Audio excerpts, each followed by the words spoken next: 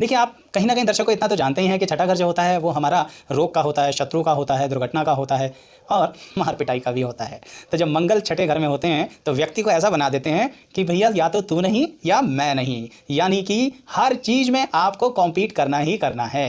एक नेचर का हिस्सा बन जाता है आपका कि आप एक कॉम्पिटिटिव व्यक्ति होते हो। देखो, अब इसको कॉम्पिटिटिव बोल रहा हूँ तो अच्छा लग रहा है, पर अगर यहीं पे मैं बोलूँ कि आप थोड़े लड़ाके हो तो आप कहोगे ऐसी तो कोई बात नहीं है। क्यों मानोगे नहीं ना? क्यों मानोगे? क्योंकि मंगल तो छठे घर में है आपका, तो इसलिए आप मानोगे ही नहीं। पर सच्चाई यही है। अब इसका पॉजिटिव फ़ायदा कैसे उठाएं? अगर कोई बच्चा यानी विद्यार्थी उसका मंगल छठे घर में है, मैं तो ज़रूर सलाह दूंगा कि उसको कॉम्पिटिटिव एग्जाम्स में बैठाइए। इवन अगर वो स्पोर्ट्स की लाइन में जाना चाहता है ना आगे, तो Are you tired of the endless cycle of job? तो भी उसको लेके जाइए, क्योंकि कोई ज़रूरी नहीं है कि वो किताबी या पढ़ाई लिखाई वाली कॉम्पिटिटिव एग्जाम्स में रहे। स्पोर्ट्स में अच्छी चीज़ को क्रैक करने की काबिलियत भी यहाँ मंगल ग्रह ही देते हैं आपको छठे घर में बैठ के। क्यों? क्योंकि आपकी विल पावर बहुत अच्छी कर देते हैं, किसी भी चीज़ को समझने की शक्ति आपके अंदर अच्छी होती है।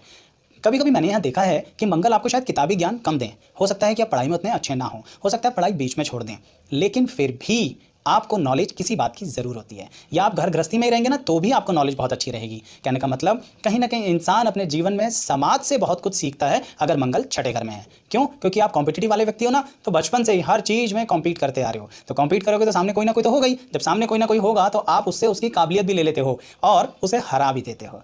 क्यों? क्योंकि आप किसी भी तरह की वार्तालाप में चुप रहने वाले नहीं, बोलते रहोगे बोलते रहोगे बोलते रहोगे, सुनना तो आपने है नहीं। तो मंगल छठे घर में कहीं ना कहीं आपको ये काबिलियत देता है कि आप बोल बोल कर उस माहौल में अपनी प्रेजेंस बना लेते हो। कभी कभी इसका नेगेटिव असर भी हो जाता है, पर काफ़ी हद तक लोग आपको पहचान लेते हैं। लेकिन मंगल छठे घर में आपको कॉम्पीट करने के साथ साथ एक परेशानी भी देते हैं। वो क्या है? वो ये है दर्शकों, कोई ना कोई रोग ना आपके साथ लगा ही रहता है, किसी भी तरह की बीमारी आपके साथ चिपकी ही रहती है। मैंने अपने अनुभव से देखा है कि छठे घर के मंगल वालों को रोगी कहना गलत नहीं होगा, लेकिन ये रोगी का आप सही मतलब समझिए, वो ये रोग चेहरे से नहीं है, शरीर के अंदर है। मैंने बोला ना, इच्छा शक्ति बड़ी प्रबल है आपकी, तो इसके कारण आप उस रोग को दुनिया को दिखाते नहीं हैं। अंदर से बीमार रहते हैं पर फिर भी अपनी विल पावर के कारण हर जगह प्रेजेंट रहते हैं, हर फंक्शन में जाते हैं, हर पार्टी में जाते हैं, ऑफिस में रेगुलर रहते हैं, फैमिली को पूरा टाइम देते हैं, कहीं पीछे नहीं हटते। क्यों? मंगल हैं आप, तो इसीलिए कहीं ना कहीं आप पीछे हटने वाले हैं नहीं। तो इसलिए रोग सिर्फ अंदर रहेगा, झेलोगे आप, आपको या आपके अपने करीबियों को ही पता लगेगा, या फिर जब एक्सट्रीम पर पहुंच जाएगा तभी लोगों को समझ में आएगा कि थोड़ी दिक्कत है। तब तक तो आप किसी को बताने वाले हो नहीं। यहाँ पर मंगल आपको एक और काबिलियत देते हैं, वो ये काबिलियत देते हैं कि आप दूसरे समाज को बड़े अच्छे से समझ लेते हो। अपना समाज तो समझते हो, दूसरे समाज के लोगों को भी अच्छा समझते हो, दूसरे लोगों को भी अपना बना लेते हो। यानी अब जहाँ रहते हो ना दर्शकों, वहाँ पर एक अजीब सा अपना एक बड़ा प्यारा सा ग्रुप बना लेते हो। ये काबिलियत आपके अंदर होती है। लेकिन एक बात ज़रूर कहूँगा आपको दर्शकों, यहाँ पर कॉम्पीट करने की जो आपकी स्ट्रैटेजी है, आपकी जो फीलिंग है, जो लड़ाकापन है, कभी कभी आप ना गलत व्यक्ति से लड़ पड़ते हो। मेरी तो परामर्श ये है कि जो आपके वेल विशर्स हैं, जो आपका साथ देने वाले व्यक्ति हैं, अरे भाई उनके साथ ही लड़ने की क्या ज़रूरत है, उनके साथ ही कॉम्पीट करने की क्या ज़रूरत है। सारी दुनिया पड़ी है कॉम्पीट करने के लिए, सारी दुनिया पड़ी है जिससे आप फाइट कर सकते हो, सारी दुनिया पड़ी है जिसको आप थोड़ा बहुत शो ऑफ कर सकते हो। तो अपने वेल विशर से ऐसा मत करो, नहीं तो ऐसा ना हो कि कुछ समय बाद आप सिर्फ अकेले रह जाओ। ये मंगल का यहाँ नेगेटिव इफेक्ट होता है। क्या कि आपको कभी कभी बिल्कुल अकेला छोड़ देता है, क्योंकि अगर आपने अपनी इस ताकत को कंट्रोल नहीं किया, कौन सी ताकत? कॉम्पीट करने की, फाइट करने की, स्ट्रगल करने की, इस ताकत को थोड़ा कंट्रोल कीजिए जो अपने वेल विशर्स के साथ है। बाकी तो दुनिया का आप चाहो तो बिंदास आप सर तोड़ सकते हो, जीत तो आपकी ही होगी। यहाँ पर मंगल आपका अपने जो बड़े बुजुर्ग होते हैं ना, उनके साथ थोड़ा मतभेद करा देते हैं। कैसा मतभेद? आप उनकी सेवा पूरी करते हैं, ये गलत ना समझिएगा, आप उनके लिए हमेशा तत्पर खड़े रहते हैं, आप कभी पीठ नहीं दिखाते उनको, पर फिर भी उनका सोचने का ढंग और आपका सोचने का ढंग अलग हो जाता है। आप उनके नज़रिए से ज़िंदगी नहीं जीते, आप उनके नज़रिए से चीज़ों का डिसीजन नहीं लेते, आप अपने तरह से चलने वाले व्यक्ति होते हो। तो इसलिए मंगल कभी कभी आपको ऐसा कर देते हैं जिसके कारण आपकी गुडविल पर भी इफेक्ट आता है, आपके मान सम्मान पर भी इफेक्ट आता है। लेकिन कोई नहीं, वापस पलट के मान सम्मान मिल जाता है। क्यों? क्योंकि कोई भी सिचुएशन हो आप तो पीछे हटने वाले हो नहीं, और लास्टली फाइनली अंततः रिजल्ट तो आपके ही हक में होने वाला है।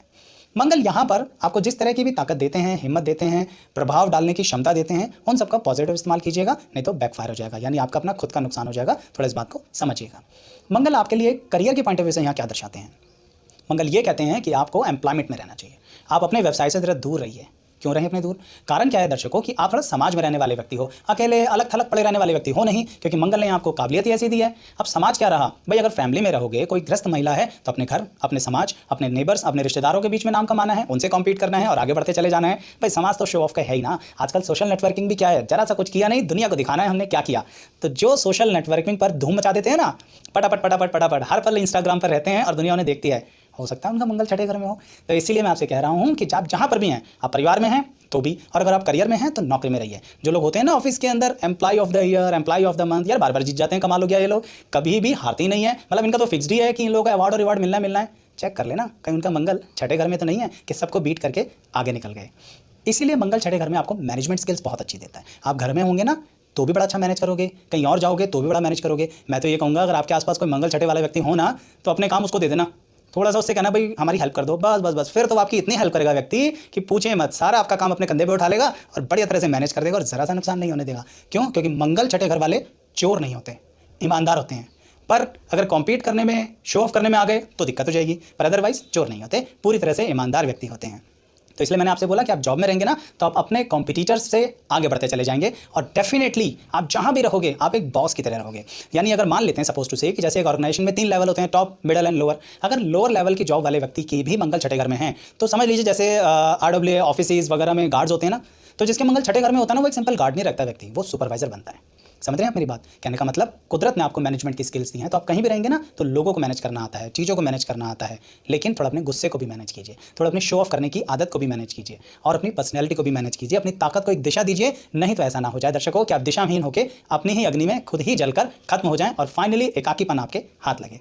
मैंने आपको बताया, समझ